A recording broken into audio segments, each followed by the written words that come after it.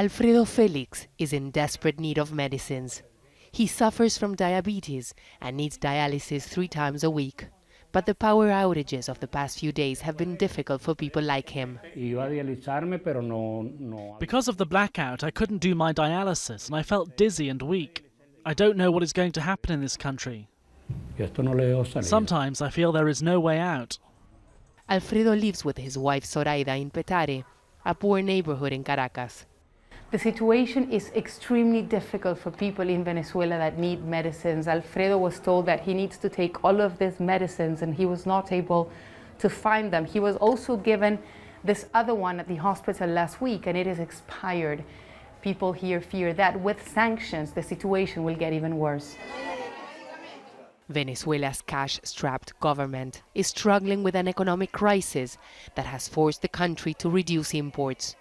This, combined with hyperinflation, is making it difficult for people to buy or even find medicines. Hospitals are struggling to find basic items to help those in need.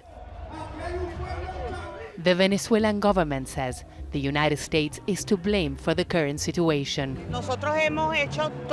We have done everything to try to import medicines and other items. Our money is being blocked because of the US Treasury. We want them to release our funds so we can provide our people. Most economists say US sanctions were implemented 4 years ago, when the damage to the economy was already done. The first sanctions that prevented Venezuela from negotiating its debt came after Venezuela already had one of the highest risks in the world. The risk was because of the drop in oil prices and the government continued with the same policies. Venezuela continued spending when it already had billions of dollars in debt. But in January this year, the US announced new sanctions with the objective to choke Venezuela's economy even more. This time, they have had a direct impact on Venezuelan oil exports.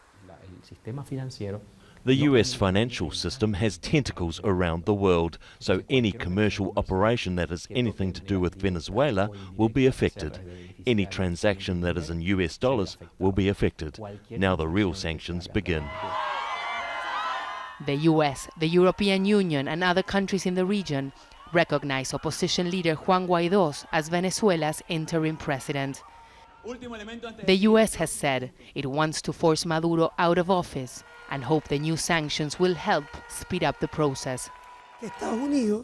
The United States is betting on a total collapse of the country, and it has been disappointing. It has been applied in Cuba and Iran and North Korea. Yes, the government got weaker. They have complications, but the government didn't change. Venezuela's economy will certainly deteriorate even further as the US sanctions start to impact the oil sector later this year. But it will be people like Alfredo FELIX who will surely suffer the most. Teresa, Al Jazeera, Caracas.